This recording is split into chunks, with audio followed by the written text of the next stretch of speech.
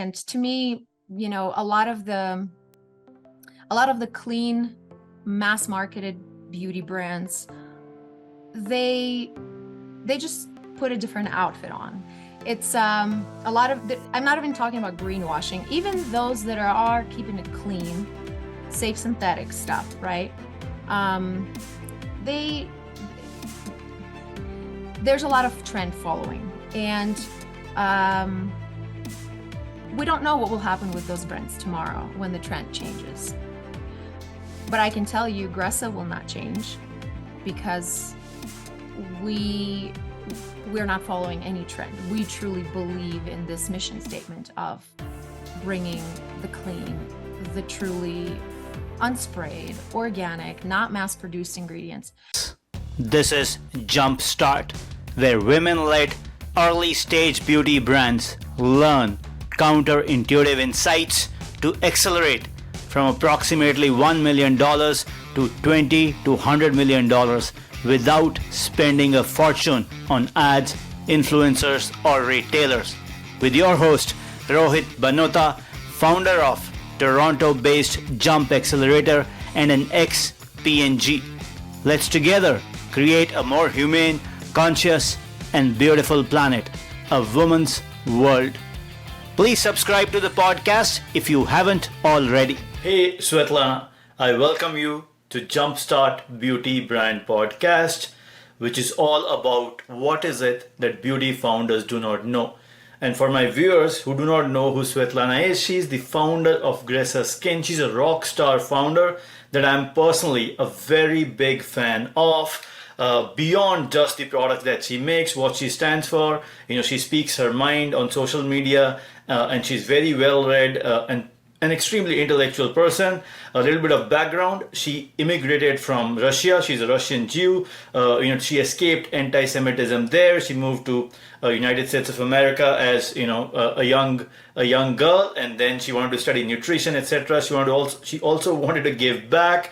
One thing led to the another. She ended up founding Gressa Skin, which is all about harnessing your skin's innate power to heal itself. She's made a name for herself. Gressa Skin is one of the upcoming brands. The brand was sold through Whole Foods, through some few other specialty beauty retailers. A couple of them she pulled out from, and she has her reasons. And now I, hand it over to you, Svetlana. I hope I got everything right. Thanks for the great introduction, Rohit. You got most of the points right, if not all, as you usually do. Yes, so Gressa started in 2009, and back in 2009, I was still in college and I was pursuing medicine. So, medicine to me was always kind of a natural thing. I grew up with my mom being basically an herbalist, growing up in the far east of Russia. Eastern medicine was basically the way that we treated all the ailments. And so medicine was something that came very naturally to me, and it was an innate understanding, almost intuitive. And yeah, I went from wanting to fully embrace allopathic medicine to understanding that it didn't quite align with my values and how I viewed human body as a whole. And I also, during college, I also learned how unregulated and how, the cosmetics industry in the United States in particular was anything goes, and how it affected women's health. And so that was my mission from the very, very beginning, is women's health, women's hormonal issues, and how they get affected by certain packaging used, certain ingredients used, so many ingredients that are totally up for grabs. And so through learning nutrition and what happens with our biological systems when we ingest things, and also learning how much of ingredients our skin ingests, being the largest organ, I just dove right into cosmetics formulating. And although I had chemistry background, it helped somewhat understanding how things work and come together but cosmetics formulating was a very, very different cup of tea. And it was so exciting for me to learn and also incorporate what I had already known, because it was very intuitive to me, because that's what I learned from my grandma and my great grandma and my mother. And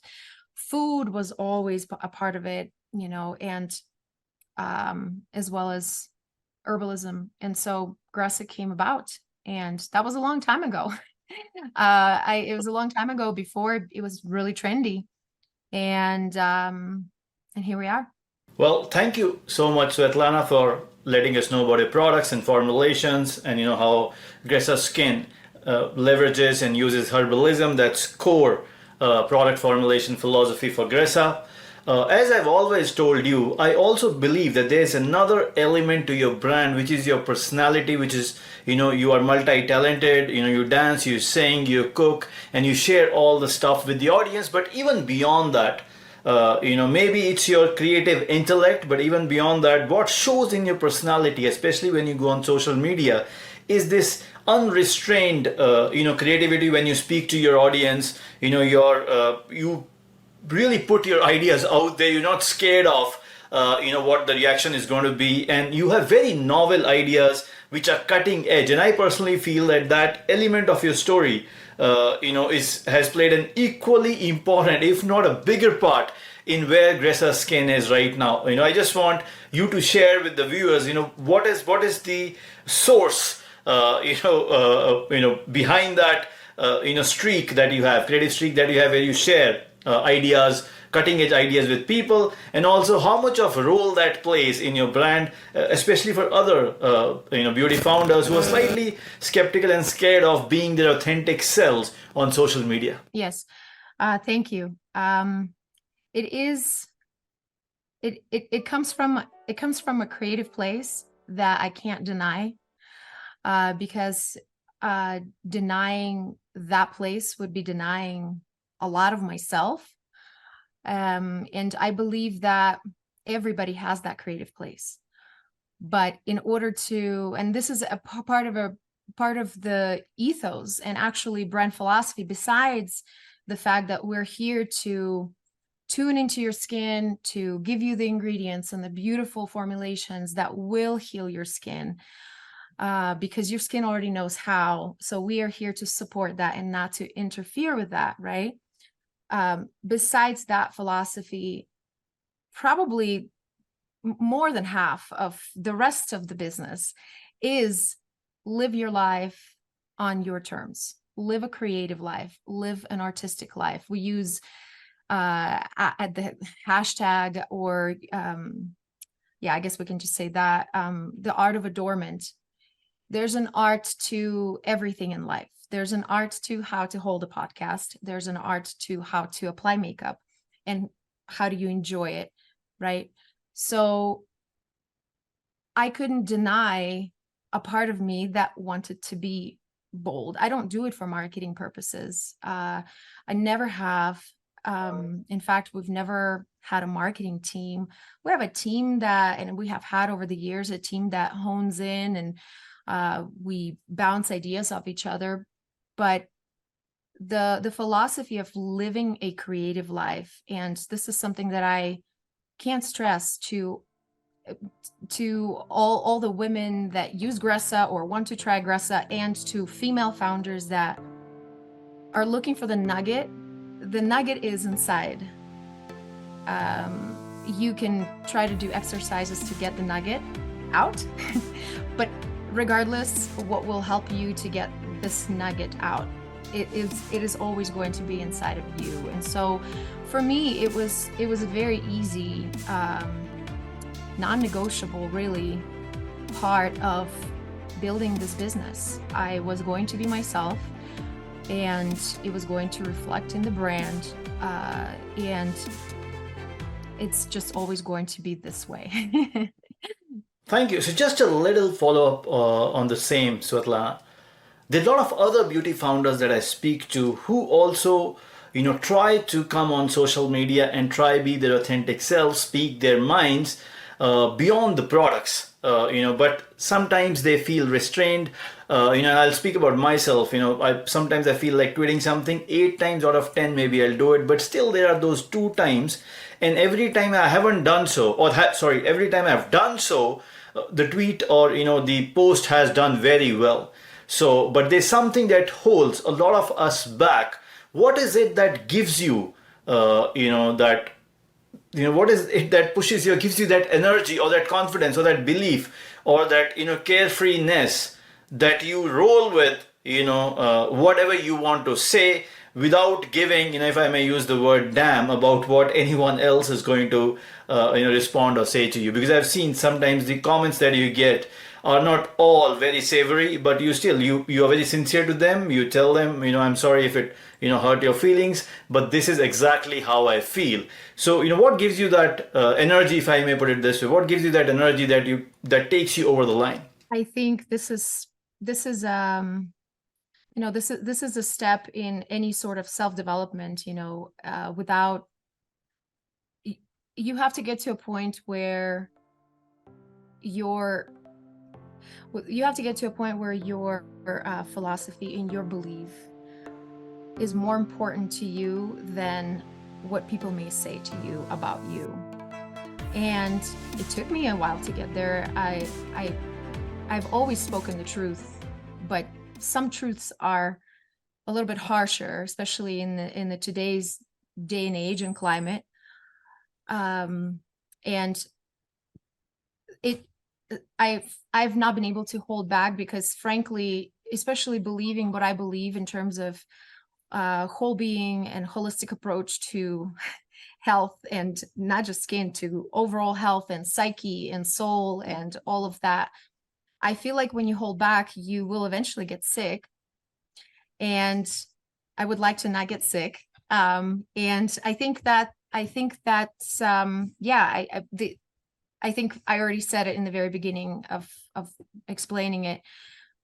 Your truth becomes more important than what someone else says about you, what someone else thinks about you. Thank you. I absolutely loved when you said if we keep it inside, our strong feelings, about anything, any topic, any object, anybody, if we just hold them inside, it has the potential, and more often than not, it might make us sick. I think that's very wonderfully put. Now, coming to your green product philosophy, what do you feel? You were one of the pioneers when it comes to green product formulations, but obviously a long time has elapsed, and there are a lot of new brands now talking about green beauty, they're leveraging it to market themselves. What do you think it is going to be in the future, and how do you think it has evolved, and what you really wish it had evolved into versus what it has become? Slightly convoluted, but yeah, let me rephrase it. How has green beauty evolved till date versus what you expected or wanted it to be, and what do you see the future of green beauty as? When I started in 2009, it was a very small industry, and it was makers, and it was artisans, and it was creators, and it was women that were mostly, the space was absolutely filled with women, which, by the way, I think you are doing a very, very smart thing by wanting it to become a woman's world. So back then, it was all women led. It was women soap makers. It was women body product makers and such, herbalists and such, right? Which, without going too far deep into all of this, healers tend to be, it's a feminine, although there are male healers, of course, but it's usually men that are more in touch with their feminine side as well. So back when I started, it was literally all women founders, and they did it for the love of nature, the love of organic ingredients, and what it has morphed, and it had to. That's just how it goes, and I had to come to terms with it too. You can fight it all you want. It usually does, just because that's human nature. If something begins to take off, a trajectory went up, and there was a huge money opportunity, it's going to morph into something else. And it has. So, now we have the clean sections at stores that didn't care about clean just 5 years ago, right? So it's a huge profit opportunity. And it tells me a few things. One, it's positive because it's shedding light to girls and women and men out there that, hey, maybe what you're putting on your skin is affecting a lot more than just your skin. It goes into your bloodstream. Packaging effect may affect your hormonal health, forever chemicals. All of this knowledge is coming to surface, which you can't deny that it's a positive thing, right? However, of course, with the huge, quick expansion in the market, there are other things. And to me, a lot of the clean, mass marketed beauty brands, they just put a different outfit on. It's a lot of, I'm not even talking about greenwashing, even those that are keeping it clean, safe synthetic stuff, right? There's a lot of trend following, and we don't know what will happen with those brands tomorrow when the trend changes. But I can tell you, Gressa will not change, because we're not following any trend. We truly believe in this mission statement of bringing the clean, the truly unsprayed, organic, not mass-produced ingredients. So there's also the sustainability factor. Obviously, when things go mainstream, all of a sudden, certain ingredients that are natural, they're not all of a sudden they become unsustainable, because you have to include harvesting and growing practices that may not be so sustainable. So I've seen the market change, and now it went from almost fully indie to, in 2023, as you know, there have been so many acquisitions, and I am here just watching this unfold. Well, Svetlana, I love the fact that you said back then, when it was all women in beauty brands, and I know you're talking about indie beauty brands, because if we go further back then obviously they were only corporates.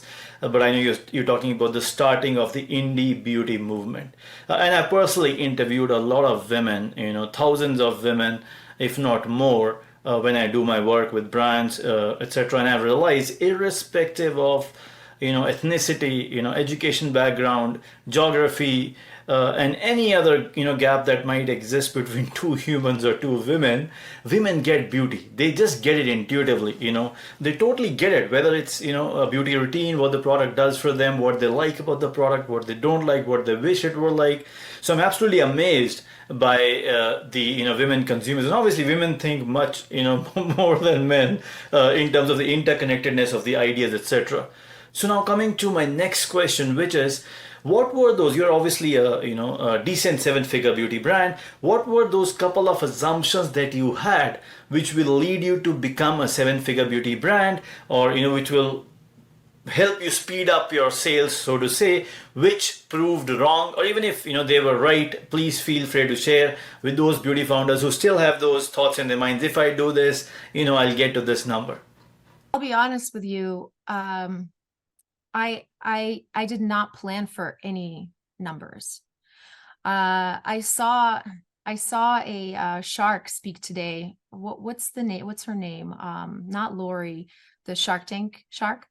She said, entrepreneurs, real creative entrepreneurs, almost never care about money, and it's about becoming successful, and it's also about the fact that you're in your flow so much that because you're in your flow, the money just comes. So, this is probably going to be a less conventional interview for you in terms of business, because I everything is so energetic for me. in the world, in the way that I see the world, and how I believe even business happens.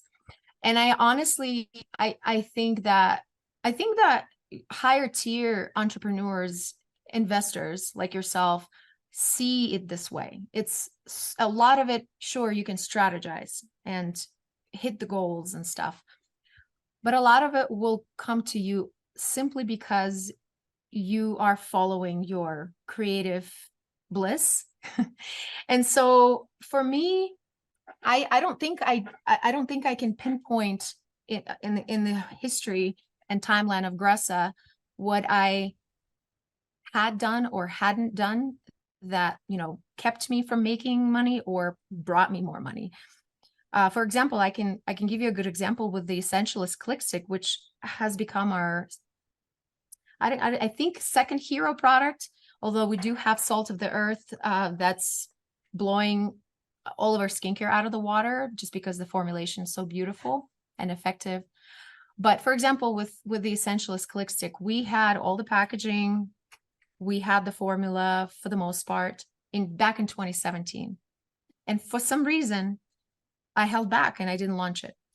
And then COVID happened. And of course, during COVID, it felt funky to launch, to make a big launch when people were going through a lot. The whole world was going through a lot. So we held back with that launch, and we finally launched it last year, and it's doing amazing. And there was no strategy behind any of those events. It just was the right time, right? Does that make sense? Oh, no, absolutely, absolutely. I absolutely agree with you. There are different types of entrepreneurs. It does ring a bell. When I was at P&G, they used to teach us there are 4 types of entrepreneurs. I only remember 2. One was a bear, another one was a fox, and it had to do with who is more creatively inclined. Then there are those entrepreneurs who are very business minded, and they strategize. They would open 100 franchisee stores, etc., etc. So I absolutely agree with you. There are different types of entrepreneurs, and the best way to do things is to be unconventional.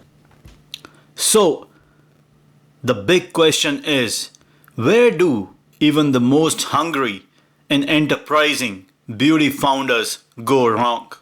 Well, I can tell you from my personal experience, being self-funded from the very, very beginning, getting smaller quantities for more expensive, because that is what you can do right now, is okay to do. When it comes to packaging, even when it comes to raw materials, if you are the maker, if you are the formulator of whatever it is that you're making.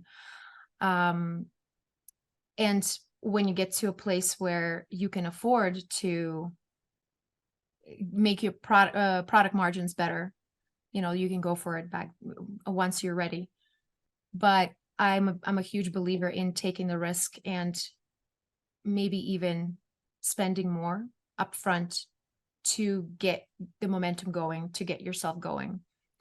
I think that there's a lot of stagnation that can happen if you are a perfectionist, or if you're waiting for the right time, or if I need $50,000 to have this perfect packaging. I believe what helped me is I'm not a perfectionist.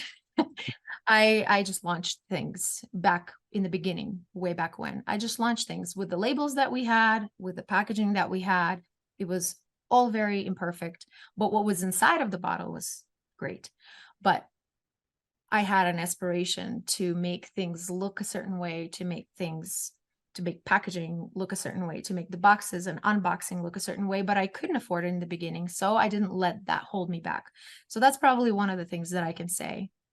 Another thing that I can say is something that took me a much longer time to learn, and didn't come so naturally to me, is surround yourself with a good team.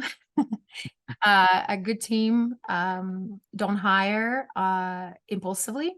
I've done that before out of desperation, or we just needed somebody there. We needed extra hands. I believe that whoever works for the business that you are so passionate about should be almost as passionate as you are. It's impossible to find somebody who will be just as passionate, but there needs to be an alignment. within your team. So that's something that took me a while to learn, and once I learned that helps move things easier and faster, and it just becomes a whole different kind of an entity inside of the business. That makes any sense. That's a really great point, because obviously when the volume increases, you hire people, and people introduce the most amount of complexity in any business. So just a little follow-up on that, Svetlana. How do you find out if somebody is really passionate about the job? And do you have some learnings there which you've applied now? Maybe you made mistakes, we all do. How to determine if somebody is really passionate about their job and aligned with your vision and mission? Yeah, that's a great question. I think enthusiasm has to be there. I can't tell you how many people we've interviewed that just needed a job, which is perfectly fine, but they're not the right people. So I think enthusiasm had to be there. I think that one thing, if I could say the very, very one thing, it has to be somebody who can display a certain type of creativity that is part of their lives. You can't possibly hire a person who has no grounds for creativity. Maybe they write, maybe they paint, maybe they're a runner, and that's what tickles their fancy, and they are so passionate about it. There has to be some hook. There has to be something. If there isn't, then there is a definite misalignment, and they won't understand why we have days when it's like, let's go for it, and then the next day it's let's cancel the whole thing because it's not working. Because a creative person would understand that process, because a creative process is imperfect. So I think that's probably one of the things to look for is, what do they love about their lives and why? We've hired people just because we needed somebody, because we were streamlining and we needed we needed help, and that was not the right thing to do. Hiring out of desperation will always put you 10 steps backwards in just a few months. What do they say? Hire slow and fire fast. I heard somebody say that recently, and I like that. Yeah, and I'll share something with you. Before I became an entrepreneur myself, I used to deal with a lot of entrepreneurs, and I did develop some understanding. But having said that, there is this entrepreneurial world which, where 3 or 5% of the people live, and there is this non-entrepreneurial world.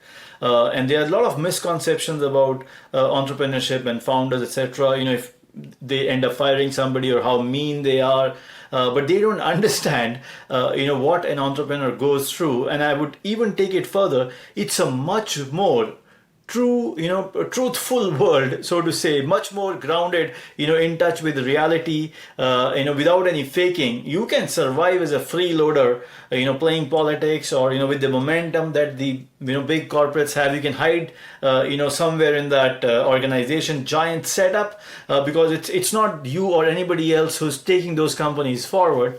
You can take them down for sure.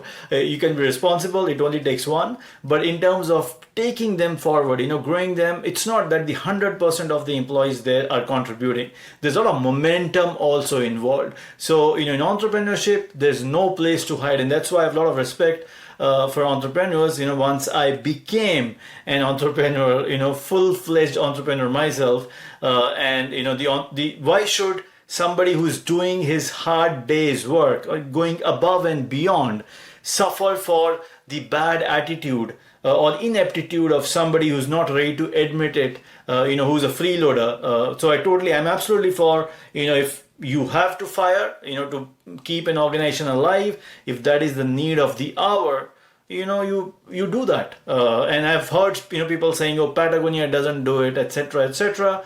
And that comes down to your purpose, mission, vision. But I've seen, so many brands, so many businesses where, and I'm not talking about mass firing, but there are times when you got to let go of people, and more often than not, it's good for them as well. Yes, caring about the organization is a huge part of it, which also to me came a little bit later.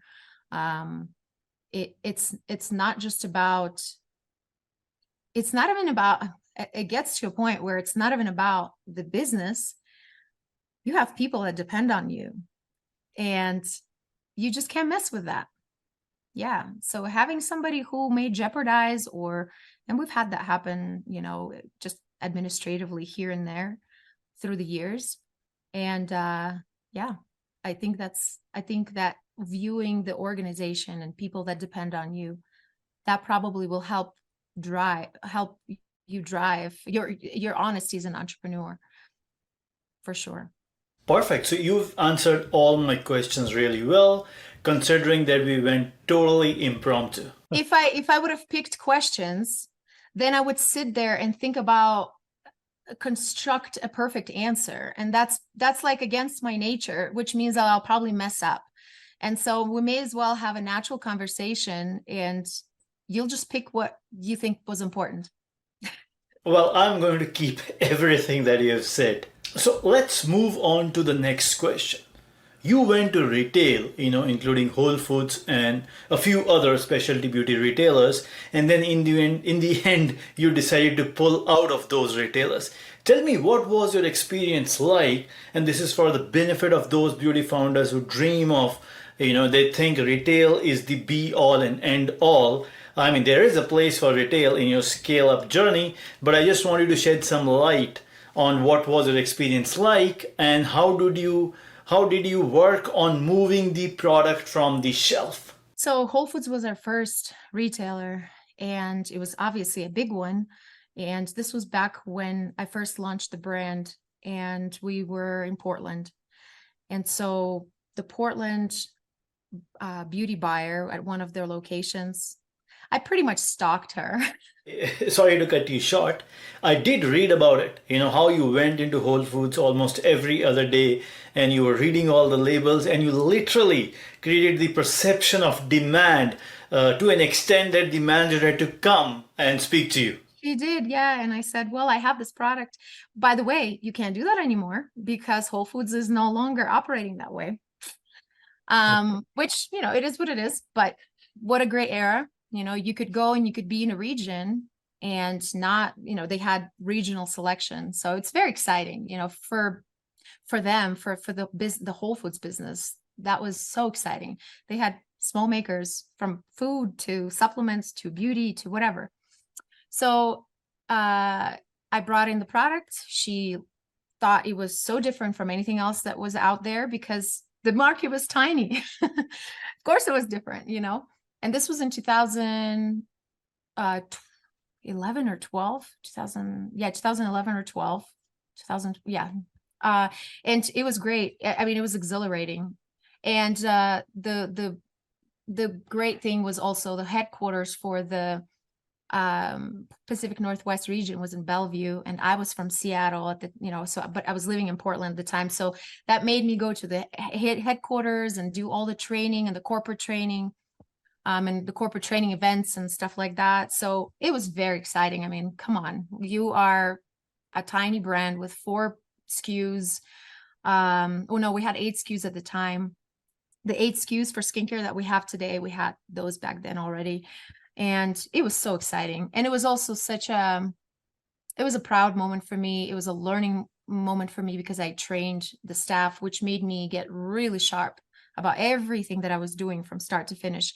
And way back when, Whole Foods used to check every single ingredient and every supplier. We had to submit paperwork where we got all of our ingredients from. They don't do that anymore. And so integrity was there, and it only helped me believe in the business that much more, So it was a huge stepping stone. We were there for 2 years, and I pulled out because they asked to lower prices.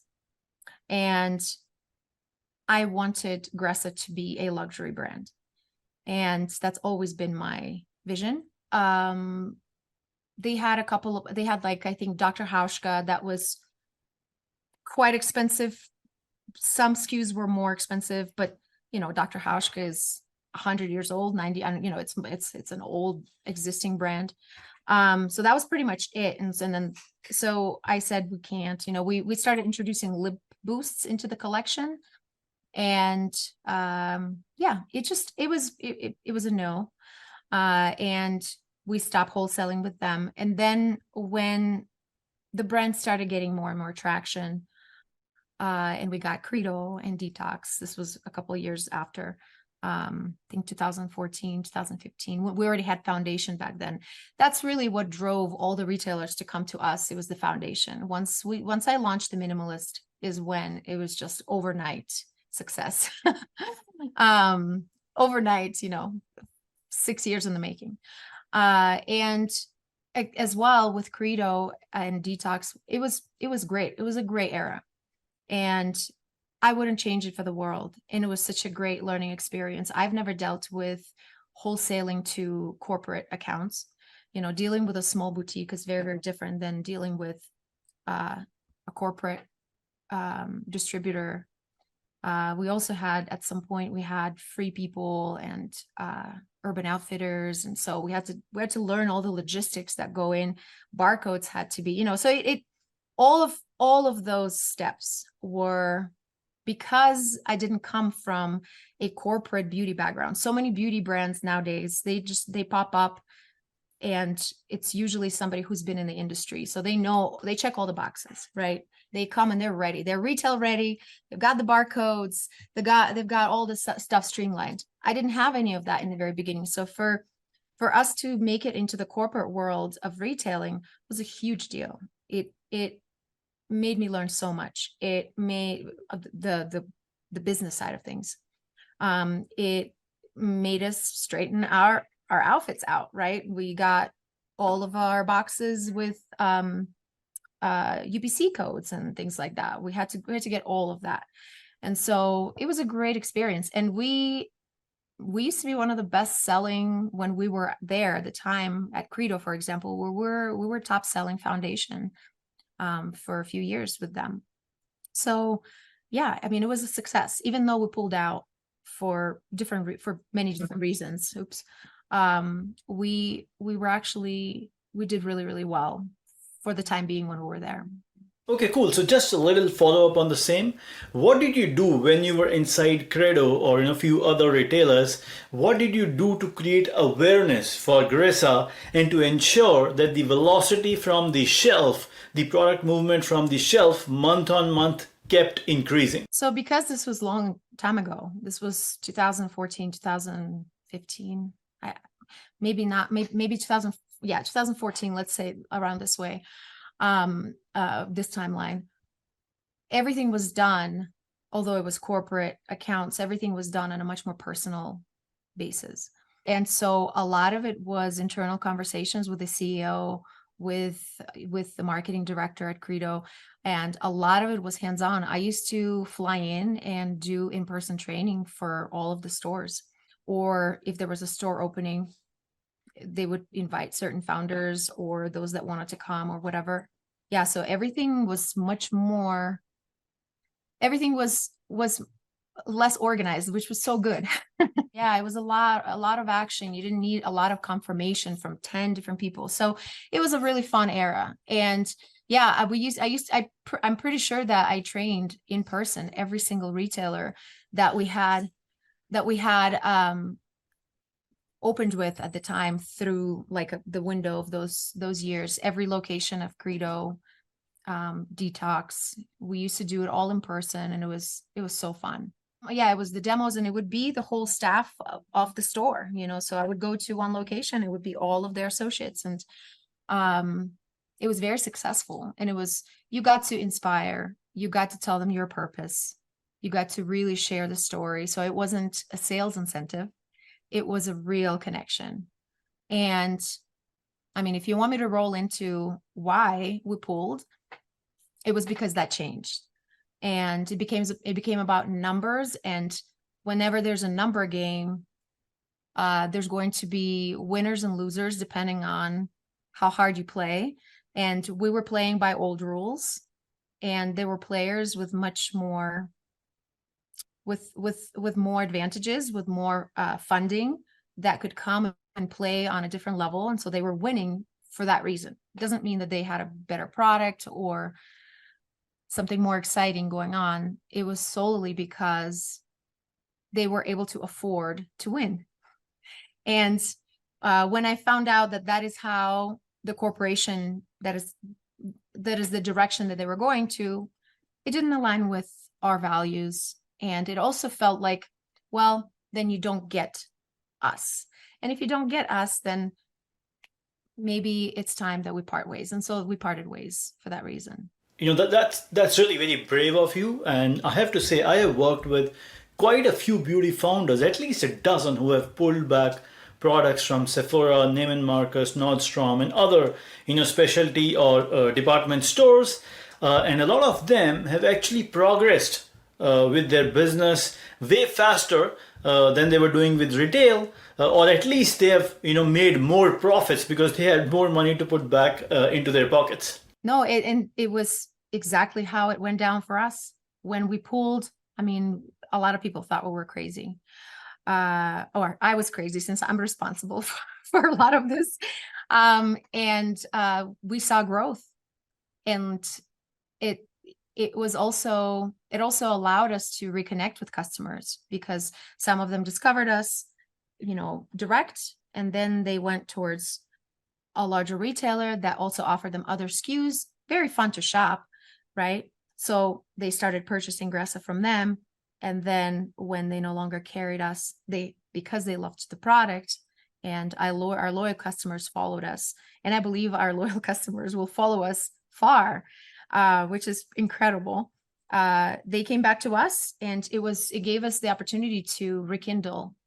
And it's kind of interesting how it happens. You rekindle, you get re-inspired about why you are here. You get reminded why you are here.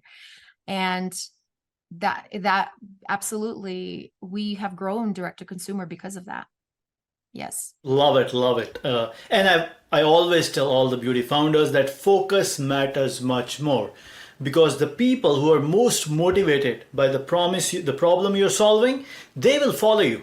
These early adopters, innovators, and your potential superfans and superfans, if you're really solving a problem unlike anybody else, like in your case, whether it's herbalism or, it's your personality and story and, what you stand for, they will follow you, irrespective of which store you sell from, which channel you go to. And, till 10, 20, or even beyond, I tell a lot of beauty founders, you don't have to worry about distribution per se. You can play the game of focus and really connect with your end consumer, your potential superfans, and even beyond them. You can create consumer intimacy, and that will fuel a profitable growth for you. I know. I've flown into San Francisco to have a one-on-one with Sephora. I've talked to Nordstrom's, and Sephora off the bat wanted us to change our packaging. It's absolutely ridiculous. It was a hard no immediately. And, let us know when you've changed your packaging. We love your product. They wanted see-through bottles, which would be better for retail consumers, right? Because they would see the product through.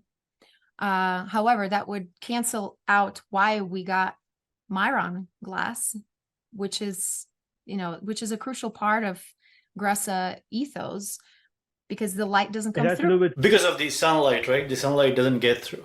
So, which means they don't understand why we're here, which means total misalignment. And I've also known plenty of founders, just because I've been in the space for a long time. I've met plenty of founders and interact with plenty of founders who have done Nordstrom pop-up when they did the clean pop-up, who have been brought into Ulta or Sephora, and the sales were atrocious. And not only that, the chargebacks will bite you so hard because there's no brand loyalty at Sephora and Ulta. And why would there be? They have great return policy. They launch products on a daily basis, weekly basis. So it's really fun for a consumer. So it's just a constant churning of products in and out, in and out. So there's not going to be loyalty to any brand. So in a way, I'm so glad that we didn't even try the really big box beauty retailers, because it just wouldn't have worked. No, absolutely agree. I call it the illusion of sales. A lot of times beauty founders, tell me, oh, I'm going to go to this trade show. There will be thousands of buyers there. Even if I get a few, I'll be able to make enough money, and then I'll do whatever I need to do, to get my brand and business right. And most often, or almost every time, they come back with some kind of feedback that you need to improve your packaging or your story or your pricing, etc., etc., and hardly ever landing a retailer or a buyer, especially the ones that really matter.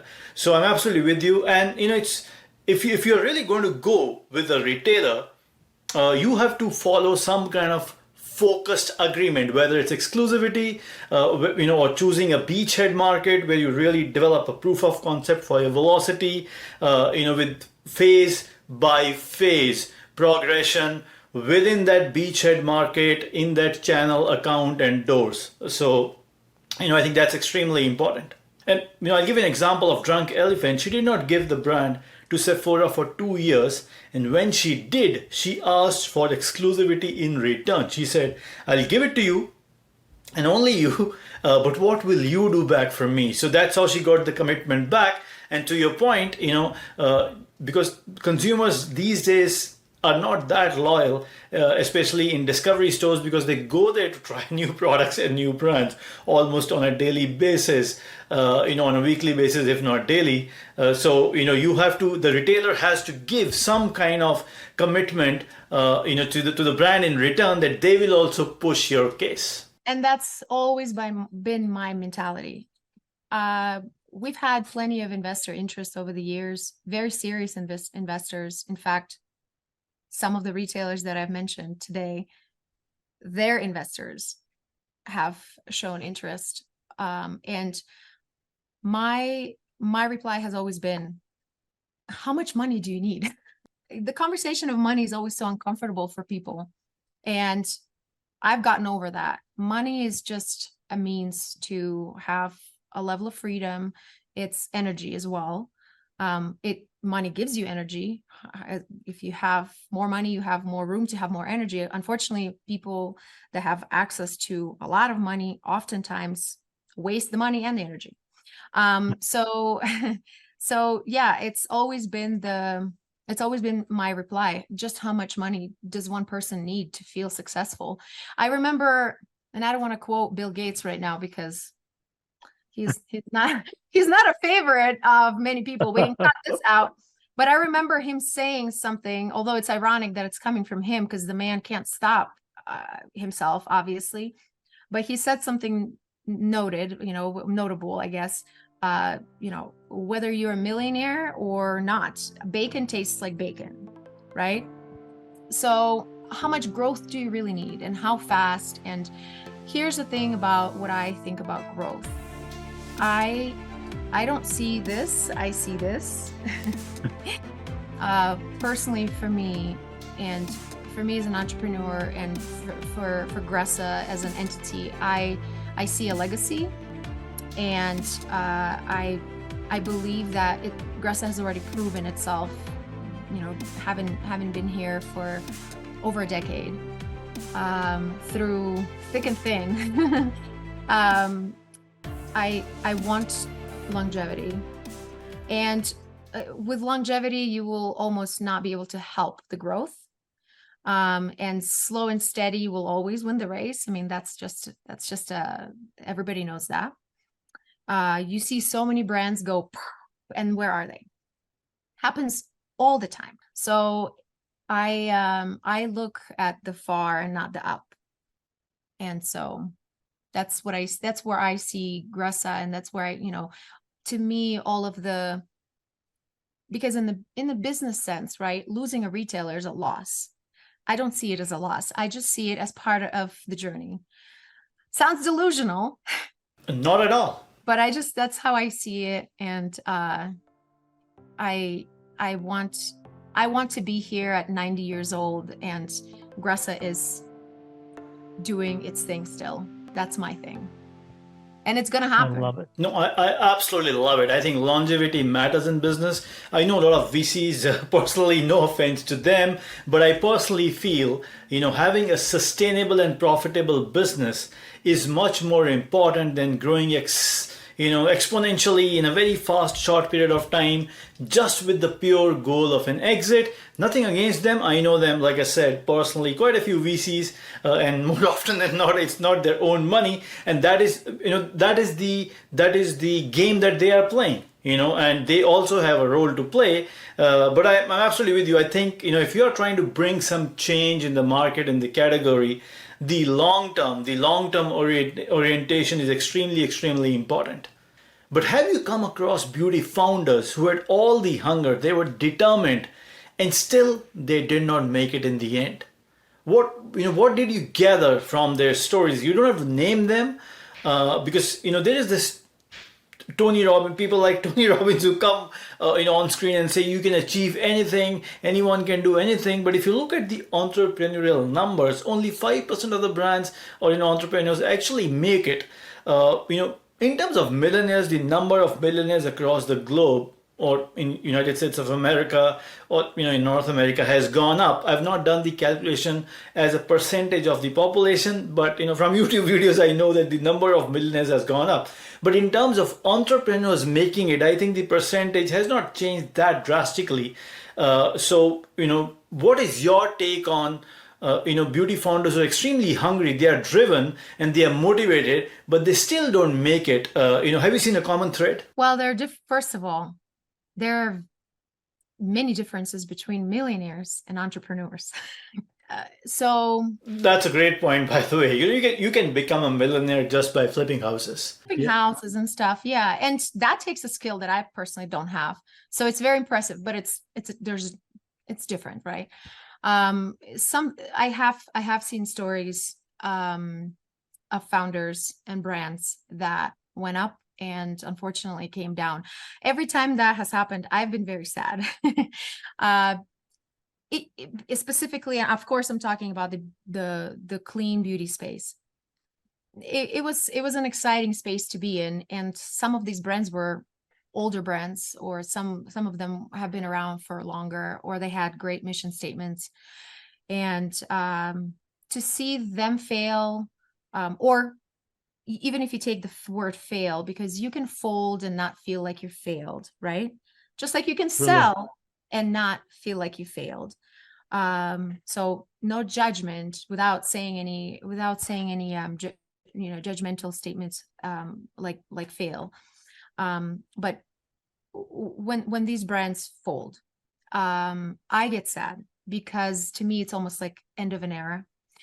And I get sad, and then of course I get excited because end of an era means beginning of an era, and what that means nobody knows, which is really exciting. And you get to create, and if you're a new creator in the space, then you get to build that era or be part of the building blocks.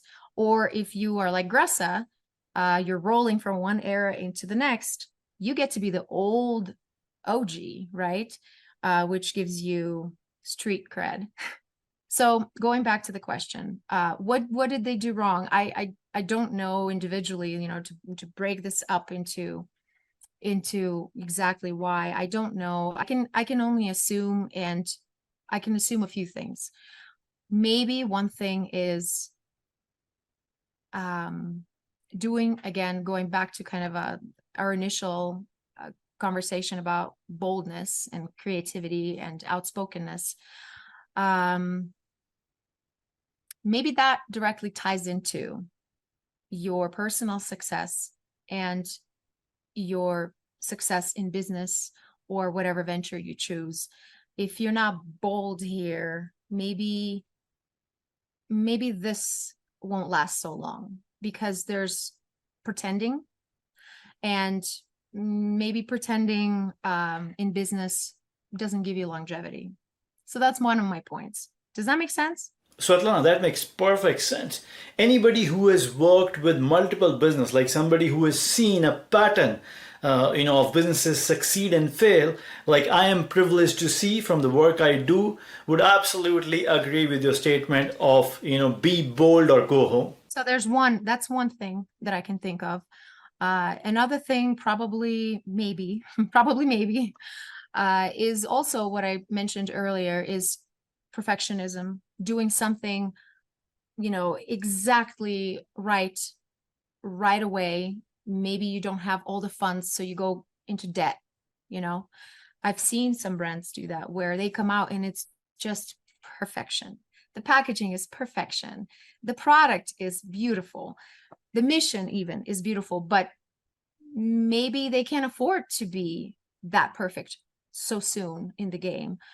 So, again, that probably ties into the pretending as well, because that's just not quite where you're at. So you're playing at the big level, but you're not there yet. And so you can't continuously do that. And eventually you just get into debt. So maybe that's another point. But you have to make those mistakes, or at least see somebody make those mistakes, where it's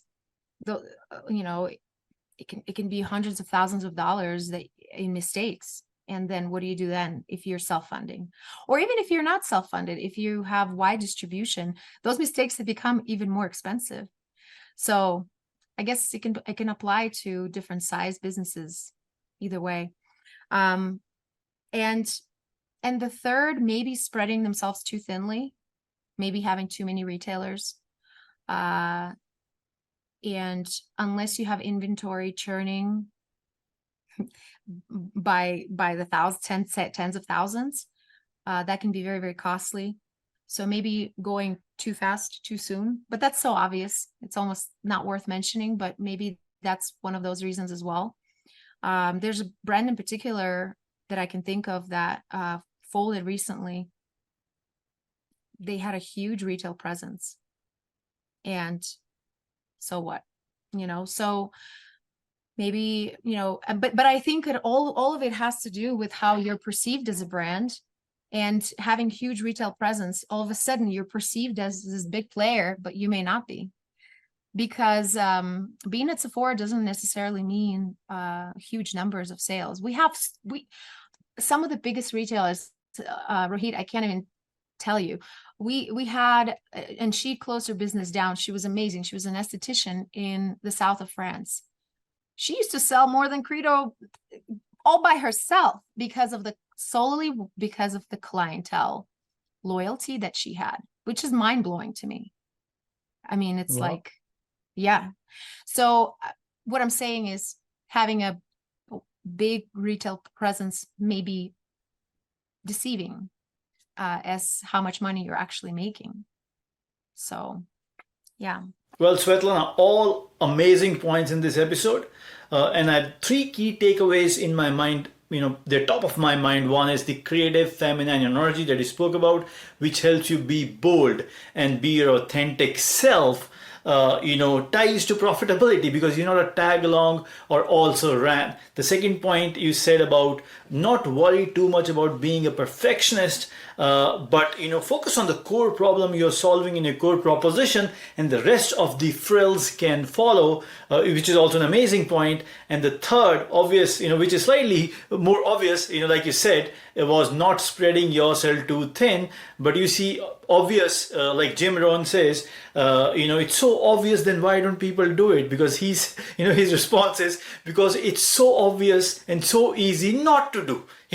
So you're absolutely right. These 3 points were, I think, the key takeaways, along with many nuggets of wisdom that you spoke about in this episode. And I have to say, everything that you said, even though you are an artist, a creative person who does it for the fun, for your passion, for creating a change, being your authentic self and not keeping, your thoughts and feelings inside you. That is the reason that you do all this. But they, very well are aligned with the theory of profitability of a business or a brand, because all of these contribute to the ultimate objective of a business, for it to be sustainable, which is profits over merely growing or increasing your sales or revenue. Well, Svetlana, you have been a charm. You have answered all my questions in as much detail as possible. And, throughout this episode. You have stayed absolutely original, like you always are. So now let's just move on to Gressa Skin now. Tell us, what are the future plans? What are the hero products? What's in store? What does it look like in the very near future for Gressa? Sure. I'll highlight the undeniable minimalist corrective serum foundation. That's why we're here.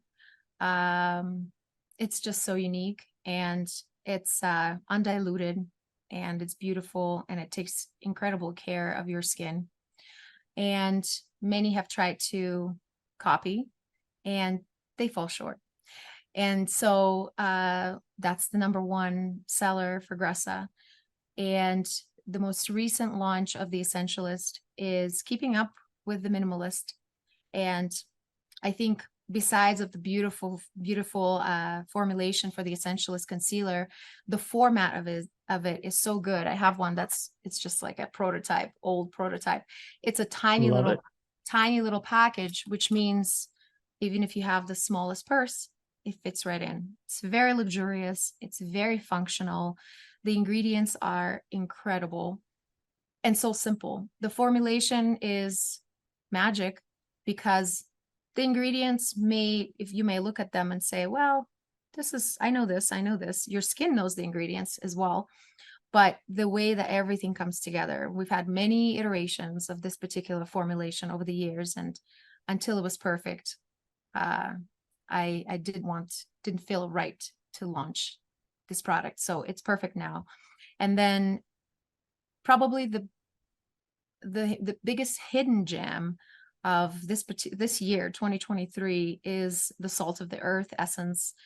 It's a hybrid between toner and a serum. It's more liquidy than a serum, and it's basically ocean in a bottle. I wanted to, going back in ancient times of how ailments, and still now in some traditional ways, ailments have been treated, a lot of it had to do with salt. And salt is a really precious ingredient and so simple and so accessible, yet no one was doing anything with it. So I said, I'm going to do something with salt.